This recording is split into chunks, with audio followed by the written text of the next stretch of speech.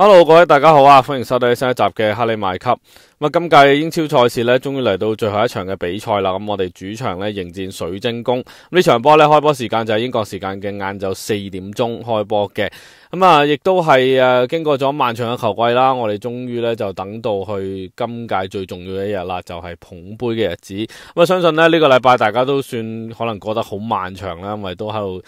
數緊啦，幾時去到禮拜日呢？咁因為就踢完呢場波啦，我哋就會正式呢就捧起今屆嘅英超嘅獎杯啦。我自己都好期待呢一日嘅，因為都呢個禮拜都真係過得幾漫長嘅，即係喺每日翻工都喺度等緊啊，幾時去到禮拜日呢？終於呢就即係去到呢一日啦。相信大家都好期待啦，亦都係好想迎接呢一日嘅來臨，因為5年前我哋雖然贏咗英超冠軍啦，當時呢其實就冇球迷入到場。首先睇下賽前嘅記者招待會，即係 Slot 有啲咩嘅對答啦，因為其實都有唔少嘅問題問咗佢啦。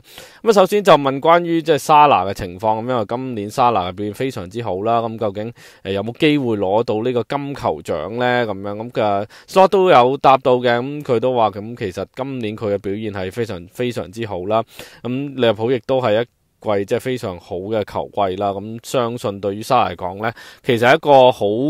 值得有呢個機會咧去贏呢個金球獎。但係佢都話啦，其實除咗沙拿之外，其實有好多球員呢，今屆亦都有好嘅表現嘅喺其他聯賽嚟講，所以佢亦都覺得咧，即係當然沙拿係一個有能力競逐呢一個金球獎嘅一個球員啦。但係仍然都有好多其他出色嘅球員咧係可以競逐嘅。而佢亦都認為啦，即係佢今年嘅表現非常之好啦，佢亦都係覺得佢係出咗好多嘅努力啦，去證明自己啦。而佢亦都話嘅，即係沙拿仲有啲冇乜嘢要即係去 improve 咧。佢都話其實以佢個人嘅 performance 嚟講咧，佢都好難去即係叫再要求佢啦，或者係再去改善噶啦。但係始終咧，即係球員啦，特別係沙拿佢自己對於自己要求好高啦。佢相信嚟講咧，無論係即係今年幾好嘅即係入球數字又好啦，或者係助攻數字都好咧，下年佢仍然會繼續去努力嘅。但係當然啦，我哋亦都睇翻我哋今年其實就喺即係叫做有4個嘅錦標我哋衝啦，但係最後只係贏到1個啦。但係亦都係最難嗰個嘅，因為始終聯賽咧就係最難去贏到，因為你踢38場波啦，以及係對於其實球員嚟講啦，或者球迷嚟講咧，亦都係最大嗰一個。所以咧，其實我哋亦都真係咧經過咗1年嘅努力咧，去贏咗今年嘅英超冠軍翻嚟啦。亦都再被問到咧，就係話咧，就係關於即係嗰個嘅 emotion 啦，就係關於最後我哋即係捧起個英超冠軍。佢就解釋咧，即係話好 proud 啦，同埋好 special 啦。但係佢仍然覺得咧 proud 嚟講咧就係最形容到啦。因為正如曾經講過啦，就係話佢覺得經過1年嘅努力啦，即係上上下下啦，無論係職員啦，無論係教練團啦，無論係球員都好啦，佢哋要經過好多嘅訓練啦，經過好多嘅努力咧，先至得出呢個成果，去贏到呢個嘅錦標翻嚟。佢亦都話咧，喺杯賽上面可能你會經過一啲抽籤啊，或者係經過一啲嘅幸運成分啊，無論係可能主客又好啦，或者甚至射贏12碼都好啦，就喺杯賽方面呢，可能會最後入到決賽嘅。但係喺聯賽方面呢，亦都係唔係咁簡單啦，即係你要喺38場波非常之穩定嘅演出啦，亦都唔可以話有好多上上落落下呢，咁先能夠咧贏到呢一個嘅英超錦標。所以佢覺得聯賽呢係最難贏嘅。而再未問到咧，就話即係呢一隊波啦，今年就贏咗英超啦。究竟會唔會係即係嚟緊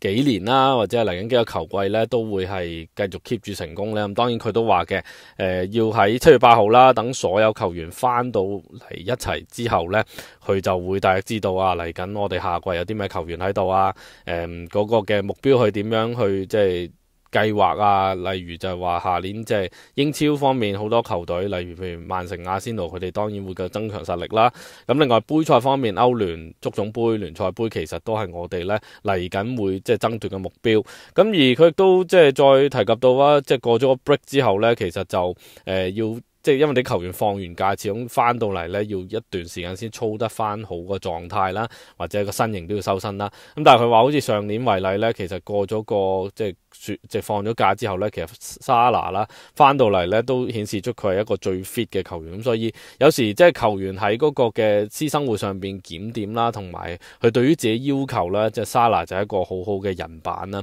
咁而被問到上場對白禮頓呢，其實蘇布斯利就打咗一個比較 deep 嘅類似8號嘅位置啦，咁佢就亦都被問到佢嘅表現啦。咁其實Slot 一再強調咧，其實佢覺得蘇布斯利最佳嘅位置咧就係8號位嘅。咁不過今年就即係打咗上少少，打咗個10號位啦。咁但係佢認為嗰一場波啦，用咗艾利諾，用咗加雲貝治，再加蘇布斯利咧，其實亦都係一個唔錯嘅嘗試啦。咁亦都係打咗一場幾好嘅比賽啦，有一個入球，亦都有一下嘅長傳俾沙拿，造成最後入波個攻勢啦。咁而當然啦，嗰個位置其實佢嘅競爭者就有即係馬里士打喺度啦，咁所以佢都想，我諗其實喺今個夏天嘅轉會窗，我哋都見到咧，其實我哋想喺10號位上邊咧增強實力嘅。咁但係正如 Slot 話齋啦，蘇布斯利其實可以打到幾個位置啦。咁而被問到即係關於 TAA 嘅情況啦，我都略略講啦，其實都唔想再特別再講太多關於 TAA 嘅，因為實在太多，之前都講咗好多啦。咁但係記者亦都再問到關於就係話究竟呢場波 TAA 會唔會係即係踢呢場嘅比賽對水晶宮啦？佢話就 Slot 話就未決定嘅，咁因為始終咧佢都想每一個人咧都 enjoy 咧嗰個嘅即係呢場比賽又好啦，或者係最後我哋捧起英超冠軍嗰個畫面啦。咁因為都始終都等咗好多年啦，其實球迷都冇同球隊一齊去慶祝呢個英超嘅冠軍。咁而佢亦都話啦，好似對熱刺為例啦，其實嗰個嘅氣氛啦，即係完咗場之後確定贏聯賽冠軍咧係好好嘅。佢亦都想即係球迷可以再做多一次。咁但係佢亦都再次重申啦。TAA 咧今年亦都係我哋嘅，即係佢仲係我哋嘅球員啦，亦都今年喺嗰個贏冠軍嘅路程上面有付出，佢覺得佢值得咧係參與呢一次嘅即係捧起英超冠軍。咁但係最後會唔會踢呢場比賽呢？佢就未決定嘅。咁至於關於傷兵方面啦，咁其實高美斯上場對白禮頓呢已經係有坐喺後備席，咁但係最後係冇落場嘅。咁所以就解釋咧，就因為佢始終都未完全係可以即係叫 tick 咗啲 box 啦，咁所以咧就唔派佢落場啫。咁但係佢希望咧今場係有機會咧喺最後可能踢幾分鐘都好啦，或者5分鐘、10分鐘都好啦，可以俾高美斯落場。因為始終咧喺今屆嘅即係幾條戰線上面咧，其實高美斯咧都為球隊付出咗不少啦。咁所以佢覺得如果高美斯最後嗰個情況係容許佢落場咧，佢都想咧俾高美斯踢幾分鐘嘅。咁啊希望喺今場波咧可以見到佢。咁至於咧完場之後咧，咁我哋就正式咧就會即係攀起英超嘅獎盃啦。咁隊長雲迪克亦都成為史上咧第一位荷蘭籍嘅隊長咧，就捧起呢一個嘅英超獎盃。咁而頒獎嘅嘉賓咧就將會係我哋嘅名宿啦 Alan Hansen 啦，呢一位嘅前利物浦嘅隊長啦，亦都係名宿啦。咁佢其實為我哋咧就上陣過620場啦，咁贏過8次嘅聯賽title啦，咁有3次係以隊長身份咧就捧起呢個嘅即係聯賽嘅冠軍獎盃啦。咁啊包括就係1989年至90年嗰個 season。咁今次即係上一次嚟講啦，即係1920年就由杜格利殊去頒啦。咁啊今次咧就由阿倫漢臣去頒呢，亦都係別具意義嘅，因為始終佢都係一位嘅中堅球員啦，亦都係一位非常之傳奇喺球會嚟講咧，一位非常傳奇嘅球員。咁由佢頒俾雲迪克啦，算係即係叫做咧由一位嘅中堅隊長頒俾咧今年嘅一位嘅中堅隊長，咁都係一個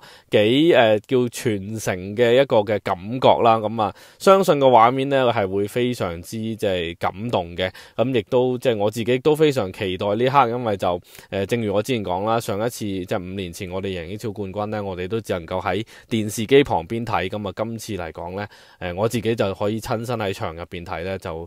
好期待呢個畫面。咁講開雲迪克啦，咁啊其實大家都知道咧，佢嘅壁畫咧亦都係完成咗噶啦。咁而球員啦，即係雲迪克本人咧，尋日亦都係有親身去到呢個壁畫前邊簽名啦，同埋影相。咁其實我自己咧都覺得雲迪克當然絕對值得有一幅嘅壁畫啦。咁但係個時間好似係遲咗少少啦吓，因為我覺得以佢喺即係球隊咁多年嚟嘅功績咧，其實佢值得早啲有嘅。咁但係即係正所謂啦，即係唔怕遲啦嚇，最緊要有嘅啫。咁啊，最後咧亦都即係畫咗呢幅壁畫出嚟，非常之靚嘅。咁雖然我自己就未去到現場睇，因為我覺得就唔使急啦，因為始終都仲有機會去睇嘅。咁所以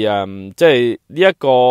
個畫面就係當日我哋贏完熱刺之後，其中一刻咧就雲迪克着住一件即係 Champions 24-25球季嘅即係件嘅波衫啦。咁然之後呢一個畫面亦都係我相信大家都好有記憶嘅，即係佢望住 Copman 嘅看台啦，望住一班嘅球迷啦去慶祝即係確定贏聯賽冠軍。咁雲迪克絕對我哋史上其中一位非常之成功嘅收購咧，亦都係非常之重要嘅球員啦，一位隊長啦。咁希望咧能夠喺嚟緊嘅2年啦，繼續會有更多嘅獎杯。咁啊，早幾日咧，沙拿亦都係得到個人嘅獎項啦。咁啊，就係2025呢個年度咧，就由 FWA 頒嘅最佳嘅球員嘅獎項啦。咁確實，頭先講過今年沙拿嘅入球數字以及係助攻數字咧，係非常亮麗嘅，亦都可以話算係我諗係同佢加盟嘅第一季之後咧，表現喺個入球數字啦，同埋助攻數字最多嘅一季。你話表現係咪真係好出色呢？當然個別嘅場合係嘅，咁但係大部分時間都好穩定啦，我會用穩定嚟形容啦。個輸出呢亦都係非常之穩定嘅。今年嘅助攻數字呢，更加係即係超越咗佢個人嘅即係高峰啦。咁當然我諗下年啦，即係話下個球季呢，數字點都會有啲減少嘅。咁呢個係即係好合理嘅一件事。咁但係如果你話佢能夠 keep 住一個咁高嘅水平，繼續為球隊喺前場上邊提供入球以及助攻呢，咁當然對於球隊嗰個嘅成績上邊呢，係絕對有幫助啦。咁同埋就話嚟緊新嘅球季，究竟有唔少嘅球員會離開，或者有唔少球員加盟呢，相信亦都對於即係沙拿喺前場上面嘅拍檔呢，可能係會有少少嘅變化。咁但係唔緊要嘅，我相信沙拿會繼續肩負起呢喺前場嘅重任嘅。咁啱啱喺拍片期間啦，亦都係公布咗咧英超賽會嘅 Player of the Season 啦，咁咧亦都係由沙拿去奪得啦。咁其實呢一個 Player of the Season 係沙拿攞咧，係完全唔意外嘅。咁我諗最大競爭者都可能係雲迪克啦，或者係紐卡素嘅前鋒伊薩嘅啫。咁但係沙拿係絕對實至名歸咧，係攞到呢個嘅獎項。咁再一次咧，恭喜沙拿，佢今年嘅表現咧係絕對得到所有人嘅認同嘅。咁啊，講下今場嘅對手水晶宮啦。咁啊，其實雖然場比賽都唔算太重要啦，咁但係都略略講下今場嘅對手嘅資料啦，即係尊重翻對手啦。咁啊，其實水晶宮咧最近嘅狀況係非常之好嘅，最近嘅7場波係不敗啦。咁啊，4勝3和嘅戰績。咁啊，包括咧就係佢哋喺足總杯決賽咧就1-0擊敗咗曼城咧，就贏咗足總杯嘅冠軍。咁所以咧喺嚟緊嘅8月頭啦，呢個社區盾咧，咁其實就係我哋兩隊嘅對壘啦。咁所以話呢場就算係我哋喺嚟緊新一年社區盾嘅預戰啦，可以咁講啦。咁而啱啱聯賽嚟講咧，其實水晶宮亦都喺即係主場嘅謝幕戰啦，4-2咧就贏咗狼隊。咁呢場波咧，其實雙方嚟講咧，嗰個 XG 咧都唔算太高嘅，咁但係咧水晶宮咧入到4球波，咁但係同時間咧佢亦都失咗2球波嘅，咁啊2球嘅失球咧都係來自角球啦，咁啊睇嚟咧水晶宮喺個防守嘅角球方面咧麻麻地嘅，又或者係咧即係始終贏咗足總杯冠軍之後咧喺個防守方面咧可能有少少嘅疏忽啦，咁但係 anyway 啦喺呢場波咧佢哋亦都入咗4球波噶嘛，其中1球波咧就罰球啦，就散中人咧就哲維爾個球啦，咁但係咧佢哋嘅前鋒尼基迪亞啦呢位前亞仙奴嘅前鋒咧就入咗2球波，咁雖然就即係其實佢哋而家喺聯賽上邊咧都算係無欲無求噶啦，咁啊至少咧喺即係後備方面，譬如尼基迪亞呢啲啦可以出嚟踢下啦，咁另外佢哋前面幾個攻擊球員啦，特別係呢位伊斯啦，佢哋嘅10號嘅進攻中場咧係非常之好狀態嘅，其實亦都係一個幾唔錯嘅球員，咁但係因為年紀就已經係有應該係26歲啦，冇記錯啦，咁所以對於我哋嚟講咧就偏大少少啦，咁所以我諗我哋就唔會收購呢位嘅球員啦。